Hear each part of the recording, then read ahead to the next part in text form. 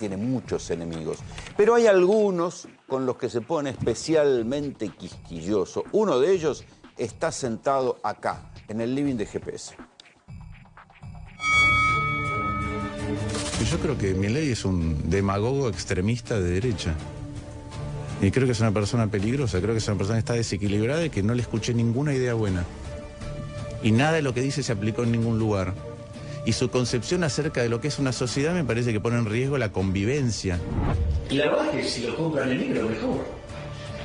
Porque así no tiene que pagar un montón de impuestos estúpidos que hay. Digo, ¿todo para qué? Para financiar a los que se levantan la manito para la base de Querusa, digamos, para financiar a esos inútiles.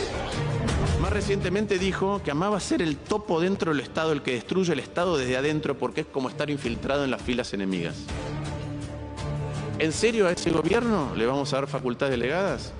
Yo no le daría poder a un director de escuela que dijera vengo a destruir la educación pública. Lustó es un camaleón y se va acomodando en función de cómo puede conseguir cargos o conseguir alguna ventaja. Con lo cual de Lustó a mí no me sorprende nada. Milei está poniendo de moda la crueldad. Milei está poniendo de moda la violencia. Y eso nos hace una peor sociedad. Y la única manera de que la sociedad no tenga miedo es mostrarle que nosotros no tenemos miedo. Todo lo que tocó lo rompió. Es decir, es así una suerte de incompetente sistemático tipo Kichilov. Lo que pasa es que es más educado, con mejores formas, pero en el fondo no son tan distintos en dinámica. Un presidente muy insensible frente al sufrimiento que está generando. Este es un presidente que no se deja ayudar, que no le gusta hablar, que no le gusta escuchar otras opiniones, que cree que tiene la verdad revelada. Y la verdad revelada para él es lo financiero. La causa es él. La causa es él. La causa es él. Es un fracasado. Todo lo que hizo fue fracaso. Él, digamos, o sea, él se mira y se cree la máxima revelación de la historia de la humanidad y es un fracasado. Y está claro que él, cuando describe al resto, ¿sí? No alcanza a percibirse a sí mismo de la misma manera, ¿no? Me la paja en el ojo ajeno y no la viga en el propio. Él elige ajustar a los jubilados y regalarle plata a los más ricos. Así que ahí también hay una degeneración fiscal. Pero claro, él elige ser conservador fiscal con los jubilados y degenerado fiscal, para ponerlo en sus términos, con los más ricos entre los más ricos. Si uno se corre de la lógica de los insultos, de los adjetivos fáciles, no entremos ahí. ¿Cómo analizarías lo que está pasando y a dónde va el gobierno de Javier Milei? Primero, buenas noches. Y mi solidaridad para con los cordobeses y admiración para todos los que están poniéndole el cuerpo al combate contra el fuego. Creo que recién ustedes hablaban del costo del transporte, el boleto de tren, del colectivo. Y vemos que hay guardias, ¿no?, que están mirando a ver si la gente salta o no los molinetes. Por otro lado, el presidente va y le dice a los empresarios que los que evaden son héroes. Eso es lo que está. Tenés razón. Eso es lo que está pasando. pasando. No lo había pensado. Pero eso es lo que está pasando. Es un gobierno que cuando mira ciertas necesidades le parece que lo que hay que hacer es controlarlas, limitarlas, no darlas, corregirlas. Y cuando mira al otro lado, cuando mira al lado de los que más tienen, lo que quiere es darles cosas. Y esto se ve en todas y cada una de las medidas del gobierno. Se ve cuando elige vetar a los jubilados, pero les da la baja de impuesto a los más ricos entre los más ricos. Se ve cuando te trata de, otra vez, te pone guardias y guardias, pero si blanqueas no te cobra un peso. Es decir, a todos los que no pagaron impuestos, ahora les da el blanqueo más generoso de la historia. A los que evadieron impuestos, de hecho les dice que son héroes. Aquellos que necesitan poder, otra vez, ver cómo viajan para trabajar, porque este es el problema, ver cómo viajan para trabajar, para que les cierre la cuenta, porque ustedes decían, yo hacía la cuenta, decía son 20%, en algunos casos extremos puede ser 30%, decía Hernán, 30% de tu ingreso se va en llegar a tu trabajo. Después tenés que ver si podés comer algo durante el día. Entonces, cuando volvés a tu casa y ves qué le podés comprar a tu familia con el fruto de tu trabajo y ves que encima te subió la electricidad, te subió el gas, te subió la medicina, te subió los alimentos, ¿qué te queda para vivir? Ante eso, el gobierno es absolutamente insensible. Y este es el rumbo que diseñó desde el principio. ¿Por qué? ¿Pero es ideológico o hay una lógica económica de ajuste? creo que son las dos cosas. Es ideológico, es la concepción... Hay una lógica que no vemos. Pero no es una Yo digo, me reservo el margen de duda, decir, bueno, tal vez hay algo que yo no estoy viendo. Es una concepción de sociedad. ¿Por qué en casi todos los países del mundo el transporte público se subsidia o el transporte se subsidia para que el lugar donde vos vivís en un lugar, el lugar donde trabajás o el lugar donde esparcís o donde tus hijos van a la escuela, no sean solo dependientes del lugar donde vivís, que te puedas mover, que puedas elegir un trabajo que por ahí es mejor, que está un poquito más lejos? Si no está todo el mundo confinado. Al revés, que puedas elegir un lugar donde vivir que es más barato. O que puedas elegir un lugar donde vivir que es más barato. Entonces, esa es la lógica es una lógica comunitaria. Cuando vos ves, ahora el presidente está en Naciones Unidas, vi la canciller, Argentina no votó la extensión de la Agenda 2030, ¿no? Que es la extensión de la agenda hasta el 2045, que básicamente tiene que ver con la pobreza, con la desigualdad, con el ambiente, con derechos sociales, en el ambiente hay un montón de cosas distintas, pero es con la producción limpia, con la preservación de los ecosistemas, con la energía renovable. Sí, con el desmonte de los bosques. Con el desmonte de los bosques. ¿Con qué países votó Argentina? El país libertario, liberal, capitalista. ¿Votó con Rusia? En contra de eso. Con Rusia, con Venezuela, con Nicaragua y con Corea del Norte y con Bielorrusia. Entonces, vos me preguntás, ¿es ideológico? Primero, claramente es ideológico. Si la agenda de educación, de salud, de combate a la pobreza, de combate a la desigualdad, del ambiente, de la generación de energías limpias, todo eso al presidente no le importa y Argentina toma esa postura en el escenario global, es un tema ideológico. Y después, pero en ese caso la ideología va contra los intereses y la conveniencia de los habitantes. Depende de cuáles. Porque cuando... bueno, de la mayoría, digo. Bueno, pero claro, pero a eso es lo que me refiero. En todas las medidas el gobierno prefiere preservar a un grupo chico, ¿sí?, a costa de todos los demás. En esa agenda también, porque es la agenda de un capitalismo o una iniciativa privada desprovista de cualquier tipo de conciencia con respecto al ambiente, con respecto al otro, que después se ven estos efectos como lo que estamos viendo en Córdoba, o en estos eventos como lo que estamos viendo en Córdoba. Pero el plan está diseñado así, esa es la discrepancia fundamental que algunos tenemos. ¿Y si baja la inflación? Pero está claro que había que bajar la inflación, está claro que además tenías que ordenar el Estado, porque el Estado desordenado desordena la economía y nos viene pasando. Te la desordenan inflación, te la desordenan crisis de deuda, te la desordenan crisis general y esas crisis generan más desigualdad y más pobreza. Entonces el Estado había que ordenarlo. La pregunta es cómo lo ordenás, sobre quién recae el esfuerzo y si es compartido. Cuando vos mirás el diseño del plan económico, básicamente lo que hizo fue generar una espiralización de la inflación ya corría muy alta, ¿sí? Pero la llevó a 25. Sí, un balde de nafta, va. Pero la llevó a 25 en diciembre y a 20 en enero y recién ahí empezó a bajar. ¿Qué pasó con esa inflación? Primero hizo que el salario de todos cayera, de todos, porque al mismo tiempo con el DNU 70 te desreguló las prepagas, el combustible, la cuota de los colegios. Entonces, primero, tu poder adquisitivo cayó, pero después hubo otra cosa, que es que si vos tenías algo ahorrado, aquel que es de clase media y había podido ahorrar un poquito y tenía un plazo fijo, tenía un poquito de dólares... El desahorro. Te forzó al desahorro. Primero tus ahorros valen menos. ¿Por qué? Porque si vos mirás cómo evolucionó el dólar versus la inflación, tus ahorros pueden comprar menos. ¿Cómo evolucionó tu plazo fijo versus la inflación? Tus ahorros pueden comprar menos.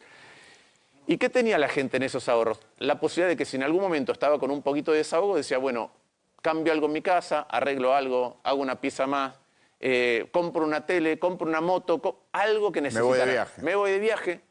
Esos ahorros los estás usando para vivir. Y encima valen menos. Ahora, todos los amigos del gobierno, todos los que se pueden sentar con el ministro de Economía, todos los que se sienten y reciben información de hacia dónde está yendo el gobierno desde el punto de vista financiero, no le fue mal. Compraron acciones o compraron bonos. Entonces, hay claramente, en todas las medidas del gobierno, con tus ahorros pasó algo distinto al 95% de la población que al 5%. Con tu ingreso pasó lo mismo, ¿sí? Con, otra vez, a quienes privilegia o a quienes elogia a los que evaden y les da un plan para blanquear y castiga a los que quieren viajar. Eso es lo que está pasando. Y yo tengo profunda discrepancia porque creo que se ordena distinto la economía. En ningún lugar donde has ordenado de esta manera, el orden ha sido un orden definitivo que te saca de la posibilidad de crisis. Cuando vos ves los ejemplos en el mundo de reordenamiento... después viene la lógica de que hace falta más ajuste.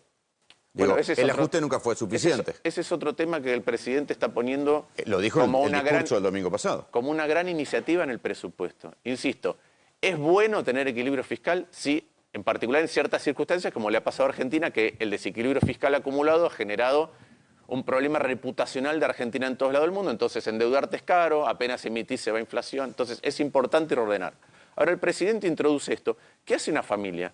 Una familia, cuando le va bien, lo que hace es ahorrar un poquito. ¿Por qué? Porque si tiene una emergencia, atiende la emergencia con lo que ahorró.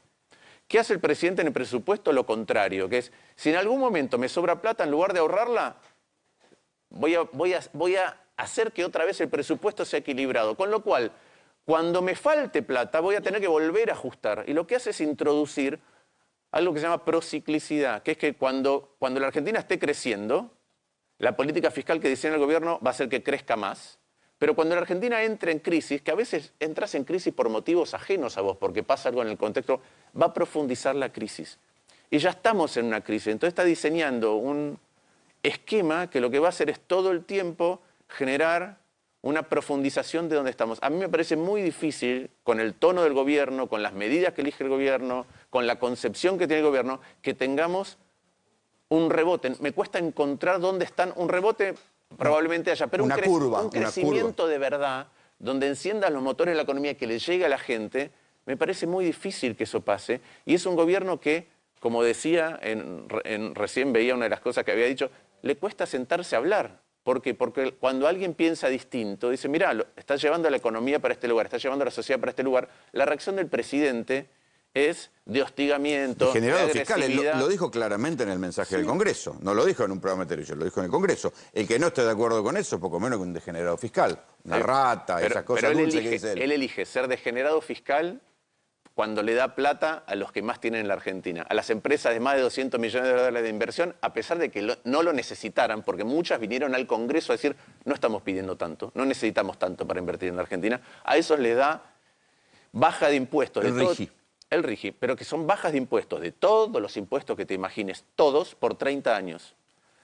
A los más ricos, entre los más ricos, cuanto más ricos sos, es más grande la rebaja de impuestos, más grande, por cómo está diseñada. Y hay estabilidad por 15 años, por 15 años.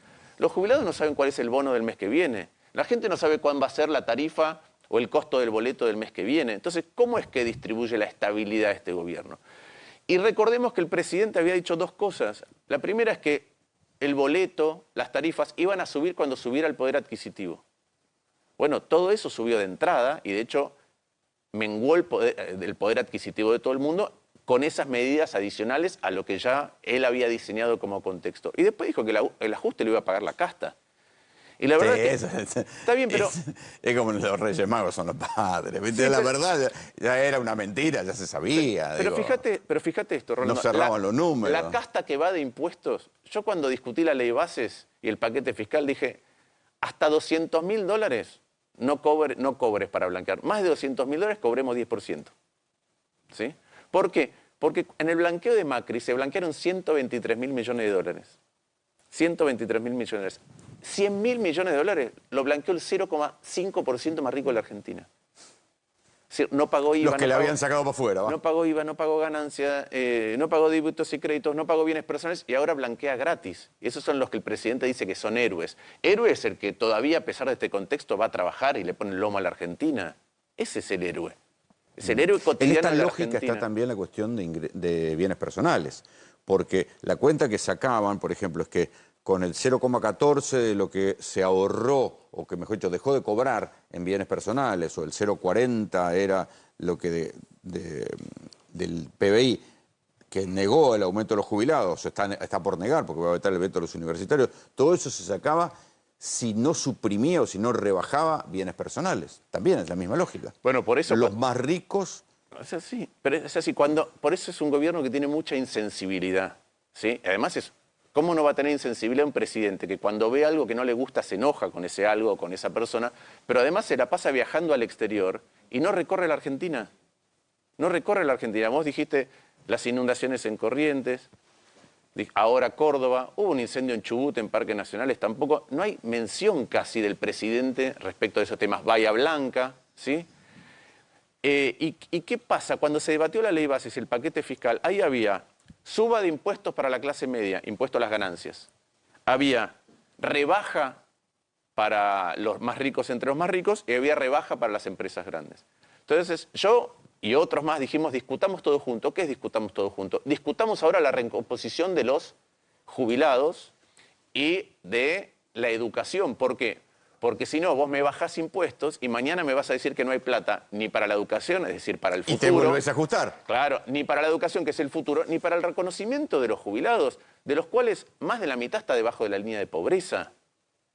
Y a los jubilados, fíjate, en los dos casos es exactamente lo mismo. A los jubilados, ¿qué es lo que no les reconoce el gobierno? Cuando el gobierno devaluó y tuvo una inflación del 20% en enero, les dio solamente 12. Entonces los jubilados perdieron 8. Es decir, esa devaluación... Y no es que estaban en Disney. No, pero... Digo, ya venían jodidos. Los jubilados perdieron desde el año 2017 casi el 50% de su poder adquisitivo. Tienen un golpe adicional en enero con la inflación del 20, ¿sí? Y entonces el gobierno les reconoce solamente 12. ¿Qué decía la ley? Reconocerles el 8 adicional. El 8 adicional. ¿Qué pasa con las universidades? Los docentes y los no docentes de las universidades, es decir, cuando en diciembre hay 25% de inflación y en enero hay 20%, no reciben nada de aumento. Nada. Nada. Durante esos 2 meses no reciben nada de aumento y recién empiezan a tener algunos aumentos con la inflación ya bajando, pero que no compensan esa pérdida inicial. Entonces vos estás perdiendo docentes que se van a manos de otras facultades. Que cambian de laburo. ¿Qué cambian de laburo? Eso está pasando. Y ni quiero saber, los investigadores científicos ya deben estar haciendo las valijas para irse. Pero eso está pasando y eso está pasando, fíjate. También, pero eso sí que es ideológico, porque claro, la vicepresidenta considera que la UBA ideologiza y hay una cantidad de fantasmas, y eso también son los discursos de odio. Echarle la culpa a alguien para después no confundir echándole la culpa a alguien que no la tiene. Bueno, si la UBA ideologiza mal, ¿no? Porque la vicepresidenta fue a la UBA. El ministro de Economía también. El ministro de Economía fue a la UBA. El ministro ahora, ¿cómo se llama?, de desregulación fue a la Universidad Nacional de La Plata. Son todas universidades públicas. Entonces, es un poco ridículo el argumento. La verdad que en el único lugar donde un economista puede estudiar algo de escuela austríaca en la Argentina es en la Universidad de Buenos Aires. ¿Ah, sí? Sí. Entonces, hay un componente medio raro en decir eso. Es evidente que hay un sesgo. Bueno, Diego Giacomini, Diego Giacomini tiene una cátedra en la UBA. Pero por eso. En económicas. Pero por eso, entonces... Donde alguna vez fue asistente de Milei. En las universidades privadas, el rango de lo que se puede estudiar, en lo que yo me he especializado, que es economía, es muchísimo más chico. Muchísimo más chico que en las universidades grandes, donde hay un montón de cátedras distintas y enfoques diferentes. Que la verdad es que lo que hace a la riqueza conceptual, siempre de un enfoque diferente uno aprende algo. Siempre de una mirada distinta de cualquier tema de la vida. Que por lo menos te deja pensando. Entonces el presidente dice, va a su antiguo colegio, al Cardenal Copelo, lo que hace es bajar línea, ¿sí? Quiere decir que está ideologizando, que está, como dice él, de la educación pública. ¿Cuál es la expresión exacta que él dice? No ideologiza. Adoctrinamiento. Él va a adoctrinar a su escuela, a su vieja escuela, y después dice que en la educación pública se adoctrina. Dentro de la agenda que la Argentina está denunciando y a la que no adhiere, y por eso digo, vota con Venezuela, con Corea del Norte, con Rusia, está la educación, está la salud. Entonces, esas cosas no le interesan. Lisa y llanamente, entonces, el reconocimiento a los que trabajaron antes y que están viviendo padecimientos en gran medida acumulados, porque Argentina hace con el sistema previsional, lo toquetea todo el tiempo, y eso genera inestabilidad y después genera crisis dentro del sistema previsional. Pero a los jubilados que están, otra vez, con aumento de medicamentos, con aumento de alquileres, el que por trayectoria de vida, por cómo le fue, por el pasado de la Argentina puede tener un departamentito, está pagando más expensas. Tiene menos cobertura los medicamentos le subieron, la comida le subió. Esa es la foto. Eso no le importa. Esa es la foto y todos lo vemos. La educación, que es el futuro, tampoco le importa. Eso es la foto y todos lo vemos. ¿Y si le sale bien?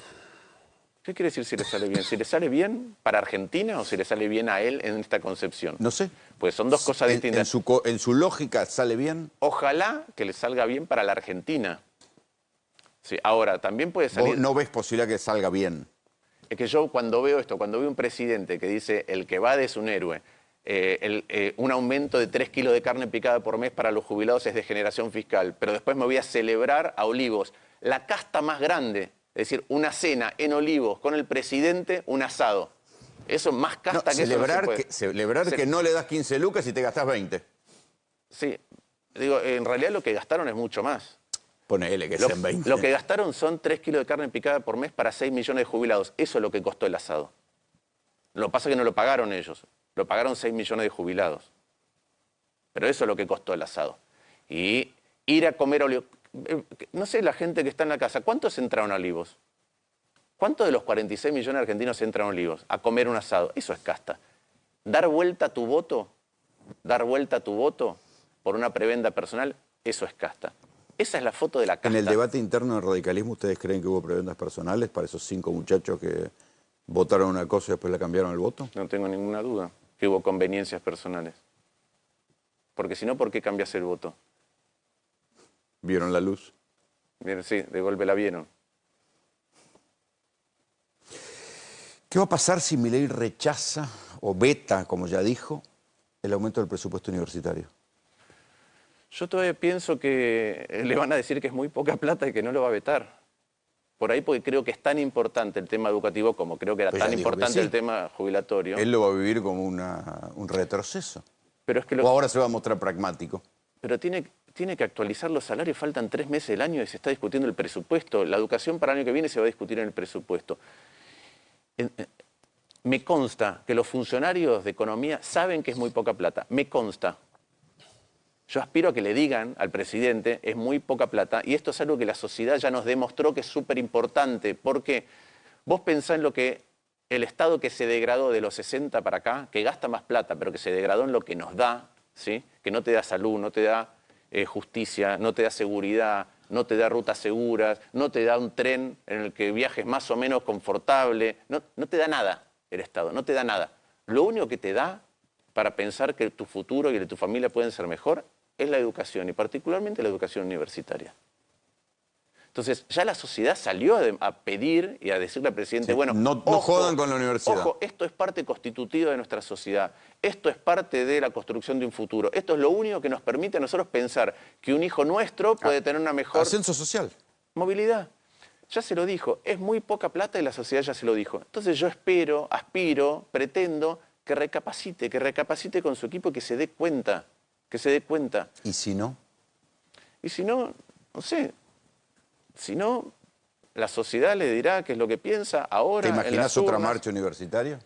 Y yo me imagino que en algo donde la sociedad ya se movilizó activamente, si se vuelve a encontrar con este tono de que la universidad para el presidente no es importante, de que la educación y el futuro para el presidente no es importante, que se lo va a volver a reclamar, sí. Pero ya puede complicarse la cuestión también en la calle. Ya vimos lo que pasó con los jubilados. O sea, no, una cosa es gasear jubilados, otra cosa es gasear estudiantes. Ya la pulseada es otra. Bueno, yo espero que ese no sea el tono. Es lo que está pasando. Es lo que está pasando. Yo creo que pasa muchas veces para marcar la cancha o amedrentar para cuestiones donde la sociedad se va a movilizar otra vez. Yo creo que otra vez con la educación se va a movilizar. No hay otra alternativa. A un presidente que te dice, mira, en tu trabajo vas a ganar menos, todo te lo voy a subir. Decime cómo es tu perspectiva de futuro. Mi perspectiva de futuro, el único lugar donde puedo poner algo es tratar de que mis hijos se eduquen. Tratar eso, de que mis hijos tengan otro futuro. Aquel que se sube al tren, va a trabajar, se deja un 20-25% de sus ingresos para poder viajar. Cuando vuelve a su casa y apenas le puede dar de comer a su familia, ¿qué es lo único que quiere? Que sus hijos no tengan que tener ese mismo destino. Y para eso necesitan poder estudiar. Y la universidad pública es una de las pocas que permite en el mundo estudiar y laburar. Exactamente. Porque cuando vos vas a una universidad en otra parte del mundo, y en general es muy difícil estudiar y laburar. Pero aparte pensemos... Y todos mal que mal nos hemos recibido estudiando y laburando. Y hay 2 millones de estudiantes de grado en las universidades públicas, es decir, hay 2 millones de familias que están confiando en ese futuro para sus hijos. Hay 200.000 estudiantes de posgrado. Entonces, es un universo muy grande y hay alrededor de 500.000 trabajadores. Entonces, sí, es un universo muy grande y además es lo mejor de la sociedad. O sea, son los tipos que buscaron, hay esfuerzo, ahí no hay choreo, ahí no hay prebenda, digamos. Mira, cuando vos vas en general, vos tenés un salto en tus ingresos cuando tenés un título. En la Argentina el salto de los ingresos se produce inclusive cuando no terminás la carrera. ¿Por qué? Porque lo que es tan difícil para muchos estudiar y completar la carrera, que el solo hecho de la señal de llegué, hice el esfuerzo, hice el ciclo básico, si vas a la Universidad de Buenos Aires, hice un par de años, ya es una señal para aquel que te va a contratar. Entonces, es algo muy importante. Y te doy un ejemplo cuando la emprende contra las universidades, se habla mal del Estado. En el mundo hay alrededor de 20.000 universidades. 20.000 universidades, un poco más. La UBA está entre las 100 primeras. ¿Sí? Quiere decir que estás en el 0,5% mejor del planeta. Es decir, vos agarrás 200 universidades y en un lote de 200 universidades, la UBA es la número 1. Mirá si el Estado argentino fuera así en todos lados. Si fuéramos el mejor... Salvo en el fútbol no pasa. Si el Estado fuera el mejor en justicia, en seguridad, eso es lo que pasa. Tenemos un Estado que ha venido gastando mucha plata y la gasta mal. Yo con eso estoy de acuerdo. Pero ¿cuál es la diferencia? ¿Qué quiere decir la gasta mal? Cuando vos comparás con los 90, hay el doble de gasto por habitante en la Argentina que en los 90 ajustado por inflación. Es decir, que debería darte el doble de salud, de educación, de justicia, de seguridad, de infraestructura, de jubilaciones, el doble. Obviamente no se lo da a nadie. No se lo da a nadie. Entonces, el aumento del Estado gastando mal, ¿sí?, no solamente generó que más impuestos y menos bienes y servicios públicos, sino que además generó crisis recurrentes de todo tipo y color, sea defaults o inflación alta. Ahora, corregir eso no quiere decir romper el Estado. Rompiendo el Estado no vamos a ir a ningún lugar. Los países que han mejorado el estándar de vida de sus ciudadanos en el mundo son aquellos en los que el Estado funciona bien y mejor que en otros países. Es que es muy difícil discutir lo obvio. Es obvio que no vas a mejorar si rompes el Estado. Es obvio. Es retroceder a niveles premodernos. Pero además esto es así independientemente de que los estados o las sociedades elijan la izquierda o la derecha. Es decir, ¿cuál es la diferencia entre Vietnam y Cuba? Que en Vietnam en un momento el Estado empezó a funcionar bien y en Cuba no. ¿Cuál es la diferencia entre China y Norcorea? Que en China el Estado empezó a funcionar bien, entonces sacó... Sí, millones de personas de la pobreza. 12, 13, 14, 15 argentinas de la pobreza. ¿Cuál es la diferencia entre Grecia e Irlanda? Que en Irlanda el Estado funciona y en Grecia no. ¿Cuál es la diferencia entre Australia y Argentina? Que en Australia, cuando tuvieron crisis, la crisis 1890, la Gran Depresión, el sistema político se pudo poner de acuerdo en qué tipo de Estado y qué tipo de reformas generaba y cuál era la estabilidad de eso. Cuando ves los ejemplos de cómo bajó la inflación en Brasil o cómo bajó en Israel, es a través de acuerdos políticos. Toda aquella cosa que se la impones al otro y que encima tiene un costo y que encima tiene un dolor, después se revierte. No importa si es privatización, después estatización y al revés. No importa si es convertible a hiperrestricción monetaria y después lo contrario. No funciona algo tan así. sencillo como política de Estado. Martín, gracias por venir. No, gracias a vos.